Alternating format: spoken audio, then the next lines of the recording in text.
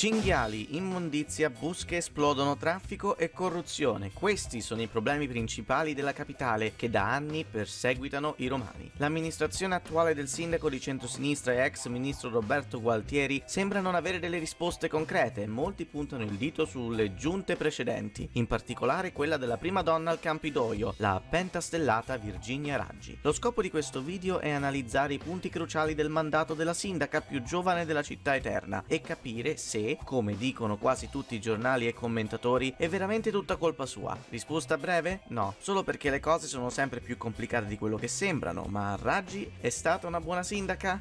Direi di iniziare, ma prima mi presento, sono Hypernick the Great e faccio video di storia e politica italiana in stile giornalistico qui su YouTube. Ricordatevi di iscrivervi, mettere mi piace e abbonarvi se volete sostenere il canale. Ora partiamo con i 5 anni di Raggi a Roma.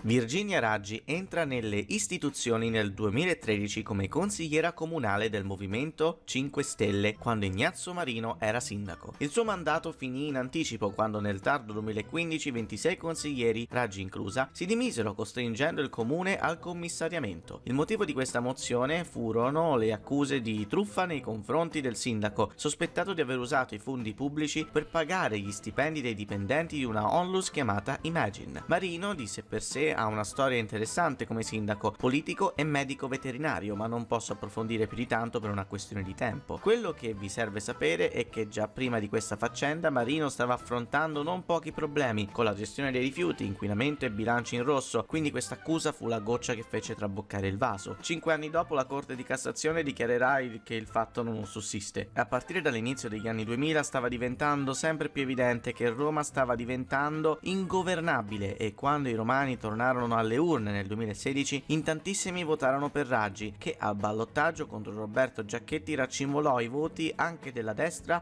di Giorgia Meloni e i forzisti di Alfio Marchini. Nella sua campagna elettorale Raggi prometteva al suo elettorato un cambio totale di direzione, un'amministrazione capace e presente e di dedicare la giusta attenzione alle periferie. I problemi erano due: il sistema era marcio a partire dal nucleo e Raggi non aveva le capacità né le conoscenze giuste per risollevare la città dalla palude. Le complicanze emersero subito con la creazione della giunta comunale. Secondo il monitoraggio di Open Police, 18 sono stati gli assessori che hanno lasciato il loro posto nel corso di 5 anni, oltre a 2 vice sindaci. Gran parte delle volte le dimissioni erano dovute al semplice scambio di posizioni o deleghe, ma resta comunque uno scenario che non suggerisce stabilità. Inoltre non mancano casi di membri della giunta costretti alle dimissioni per controversie giudiziali e non. Vi cito direttamente l'articolo che metterò in descrizione. Nel luglio del 2016, dopo essere stata eletta sindaca della capitale, Virginia Raggi ha nominato la sua prima giunta. Si trattava in quella fase di una formazione leggera, 10 componenti in tutto contro i 13 finali. I primi problemi tuttavia emersero già nei primi mesi di mandato. Tra luglio e dicembre 2016 infatti 4 componenti di giunta lasciarono il loro incarico. Il primo fu Marcello Minenna, ex dirigente Consob e oggi direttore dell'Agenzia delle Dogane e dei Monopoli, a cui erano state attribuite le deleghe al bilancio. Minenna si dimise dopo un solo mese di mandato. Il suo sostituto, Raffaele De Dominicis, ha poi lasciato l'incarico a seguito di un'inchiesta in un tempo ancora più breve, appena 20 giorni. Durante la sua campagna elettorale del 2021, Raggi spiegherà che i bilanci al momento del suo arrivo al Campidoglio non erano solo in rosso e pieni di debiti, ma che non ci fossero dei bilanci non falsi dopo il 2003. Se fossi stato nominato assessore del bilancio in quelle condizioni, pure io me ne sarei andato, a prescindere dalle mie competenze. A dicembre 2016 poi altri 2 componenti della giunta furono costretti alle dimissioni in seguito a delle indagini: Paolo Muraro, assessore all'ambiente, e Daniele Frongia, vice sindaco, che tuttavia mantenne la posizione di assessore allo sport. Il posto di vice sindaco venne a quel punto conferito a Luca Bergamo, già assessore alla crescita culturale. A gennaio 2022 però anche Bergamo ha dovuto lasciare la giunta Raggi insieme a Carlo Cafarotti, assessore al commercio. La carica di vice sindaco è stata affidata a Pietro Calabrese, già assessore ai trasporti, mentre Lorenza Fruci è stata nominata assessore alla crescita culturale. A inizio maggio infine anche Daniele Frongia, primo vice sindaco della giunta Raggi, ha lasciato l'incarico di assessore per andare a ricoprire quello di vice capo di gabinetto della ministra delle politiche giovanili Fabiana Dadone. Per sostituirlo è stata quindi nominata assessore allo sport Veronica Tasciotti. Anche il consiglio comunale subì diversi cambiamenti: 6 consiglieri consiglieri grillini cambiarono partito e il presidente del consiglio comunale, Marcello De Vito, ex candidato del Movimento 5 Stelle alle elezioni prima di Raggi, fu prima arrestato per delle accuse di corruzione per poi tornare alla postazione ma unendosi al gruppo misto, insomma un casino. Ma ora passiamo ai risultati.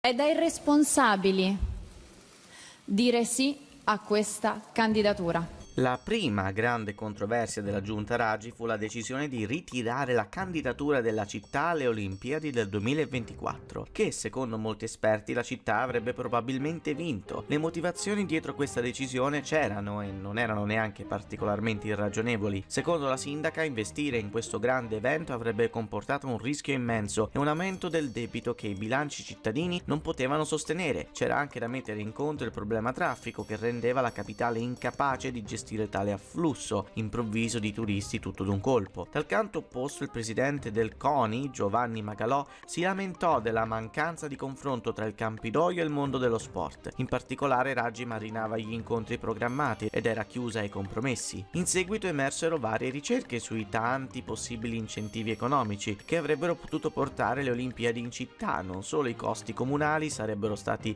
insignificanti al confronto dei milioni in investimenti da parte dello Stato e dal Comitato Olimpico, ma che secondo uno studio dell'Università di Tor Vergata l'evento avrebbe portato in città 40.000 posti di lavoro. Per altri dettagli vi lascio in descrizione questo articolo del Messaggero che vi riporta un sacco di numeri che però non ho i neuroni né il tempo necessario per esporvi. Rimanendo in tema sport c'è anche la questione dello stadio di Tor Valle, per anni promesso dalla sindaca che però non si è evoluto in niente di concreto perché la zona è collegata malissimo con il resto della città e perché nessuno aveva veramente voglia di costruirlo. Raggi era partita promettendo di aggiustare il bilancio e di fare grandi opere. Dopo qualche anno si rese conto che poteva fare solo una di queste cose e scelse la prima. Questo portò a tagli di varia natura in molti dei servizi già problematici della città, tra cui l'ATAC, l'ente di trasporti. Tra il 2017 e il 2020 ci furono vari episodi dove gli autobus usurati smettevano di funzionare nel bel mezzo del tragitto o addirittura andavano a fuoco per la mancanza di manutenzione, anche se verso la fine del mandato questa tendenza si è allentata e con il bilancio regolarizzato e i fondi del PNRR la giunta non solo ha comprato più autobus elettrici ma ha anche costruito 12 km di corsie aggiuntive per gli autobus, discutibilmente peggiorando la situazione traffico, ma non entro troppo nei meriti. La questione rifiuti invece, nonostante gli interventi molteplici per aumentare il personale e i cestini, non ha fatto che peggiorare, ma per motivi che potrebbero andare oltre le competenze del Comune di Roma. La Regione Lazio ha un sistema della gestione dei rifiuti che si basa sulle discariche, cosa che nessuno vuole vicino a casa sua. Un modo più efficiente, anche se meno ecologico, della gestione dei rifiuti è la costruzione di un termovalorizzatore, struttura che Raggi, insieme a Zingaretti, si rifiuta categoricamente di costruire. Oltre a essere sindaca di Roma, la grillina era anche a capo dell'area metropolitana, il che le dava il potere di riaprire vecchie discariche per ospitare i rifiuti dei romani, come quella di Roncigliano ad Albano Laziale. Mentre l'amministrazione trovava nuove discariche e altre soluzioni come anche l'apertura o miglioramento di centri di riciclaggio, le strade della città venivano abbandonate ai rifiuti. In particolare Roma Nord, zona vicina all'entroterra laziale, ricca di parchi e zone protette, fu particolarmente colpita dal mancato raccoglimento della spazzatura perché essa attraeva centinaia di cinghiali che si cibavano degli avanzi e figliavano a ritmi impressionanti. Sono molteplici le testimonianze di romani che hanno paura di uscire la notte a buttare la spazzatura o portare a spasso il cane perché potrebbe esserci un cinghiale aggressivo nelle prossimità. La caccia è una soluzione che è stata portata avanti molto, in particolare dalla destra, per risolvere il problema a mani estreme, dato che non esiste un predatore naturale dell'animale, non ci sarebbero altri modi di limitarne la popolazione. D'altro canto, molti studi contestano la misura perché i cinghiali avrebbero un sistema di difesa che velocizzerebbe la maturità degli esemplari femmina nel caso di un improvviso calo della popolazione per via di un predatore. Questo lo dice la WWF, quindi vi lascio naturalmente il link in basso. Personalmente mi fido di loro su materie zoologiche, ma il WWF è anche quell'ente che ha approvato il Jova Beach Party, quindi fate voi.